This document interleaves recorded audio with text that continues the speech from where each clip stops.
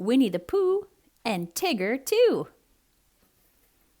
They've got a little map of the 100-acre woods.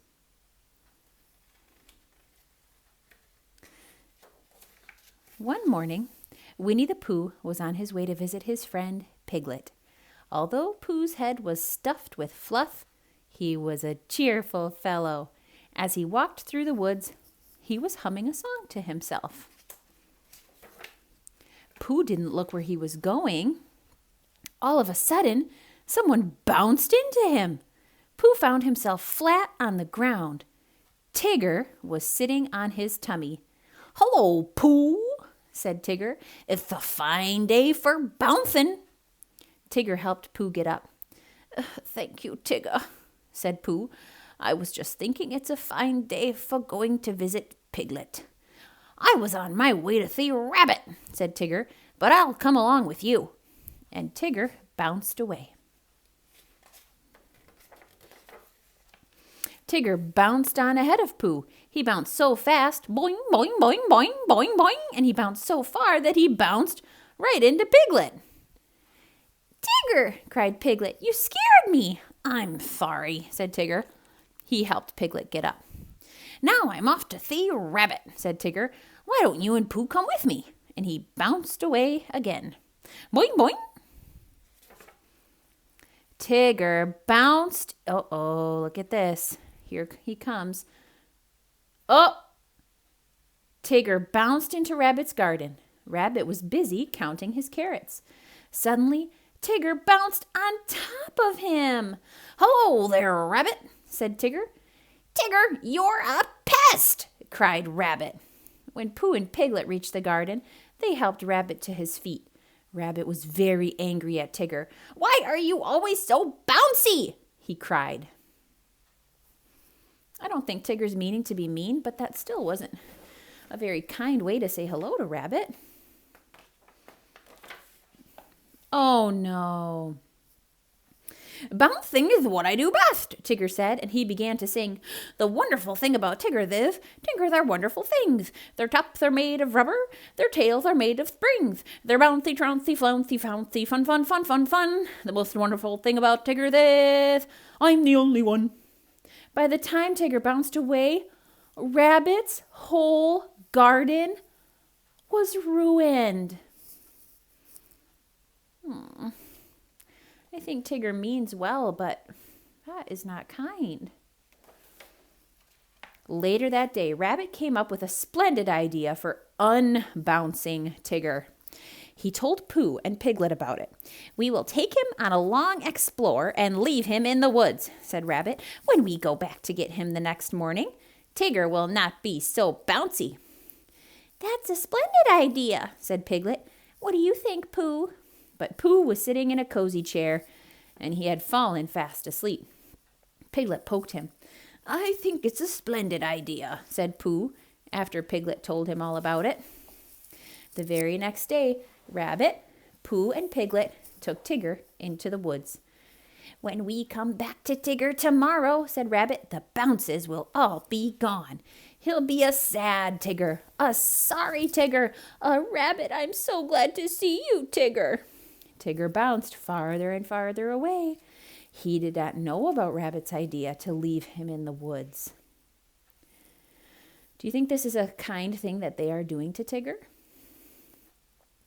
I wonder if they don't want him to be so bouncy, what they could do. Maybe they could talk to him and say, "We love your bouncing, but please don't hurt us or ruin things.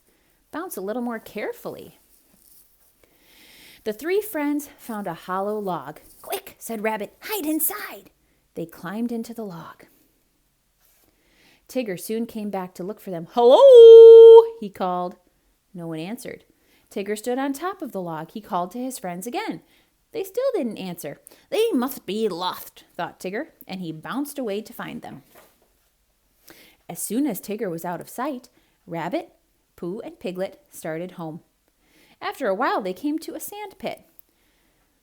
"Something is wrong," said Piglet. "I'm sure we passed by here before." "Nonsense," said Rabbit. "Keep walking." Soon they came to the sand pit again. "I believe we're lost," said Pooh. We have been looking for home, but we keep finding this sand pit. Maybe if we start looking for this sand pit, we will find our way home." "I'm sure I know the way," said Rabbit. "You two wait here, and I'll find it." Pooh and Piglet waited for Rabbit. They waited and waited and waited, but Rabbit didn't come back. At last, Pooh took Piglet's hand. "Let's follow my tummy," said Pooh. "Whenever I get hungry for honey, my tummy leads me home." Sure enough, Pooh's tummy found the way. Just as they came out of the woods, Tigger bounced into them. "Oh, Tigger," said Pooh, "Rabbit is lost in the woods." "Tiggers never get lost," said Tigger. "I'll go back and find him." He bounced away. Meanwhile, Rabbit was all alone in the darkest part of the woods. He was very, very lost.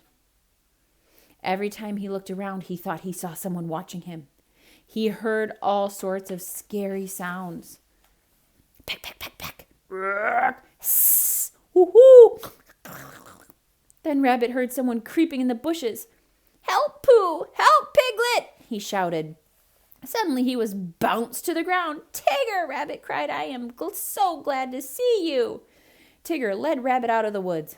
Poor Rabbit, his splendid idea for unbouncing Tigger, had not worked out very well. Bright and early the very next morning, Tigger went to Kanga's house.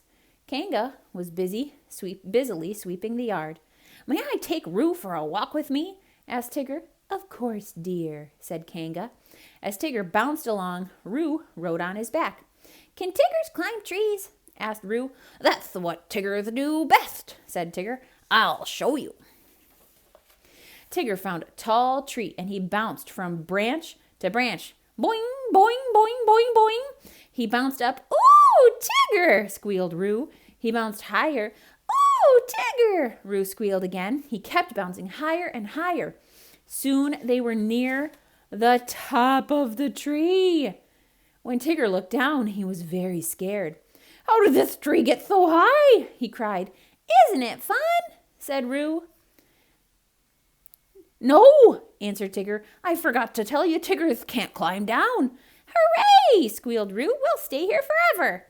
Just at that moment, Pooh and Piglet came by. They happened to look up at the tree. "Piglet," whispered Pooh, "there's a jaguar." "Are jaguars fierce animals?" cried Piglet. "I'm not really sure," said Pooh. "Let's walk a bit closer and see." When Pooh and Piglet reached the tree, they saw Tigger and Roo near the top. Oh, look, they're way down here. Roo. Tigger and Roo just look close because they're near. Or they look big because they're near. And Pooh and Piglet look small because they are far away. "Hello," called Roo. "Tigger is stuck." "Don't worry, Tigger," called Pooh. "We'll get Christopher Robin. He'll think of a way to rescue you." Before long, Christopher Robin appeared. He ran to the tree with Rabbit and Kanga. "I do hope Tigger has learned a lesson," said Rabbit. "Maybe he'll stop bouncing now." Christopher Robin took off his coat. He told everyone to hold on to a corner so Roo could jump into it.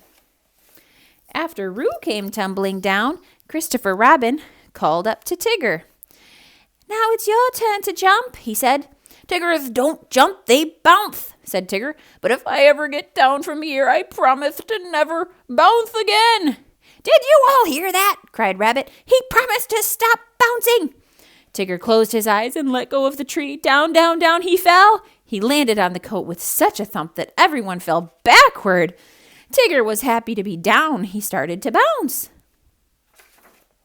But Rabbit held up his hand. "No bouncing, Tigger," he said. "You promised never to bounce again." "That's right," said Tigger. "I did." Tigger began to walk away. Without his bounces, he was a very sad Tigger indeed. Roo watched his unhappy friend. "I like the old bouncy Tigger better," he said. "So do I, dear," said Kanga. "So do I," said Pooh and Piglet.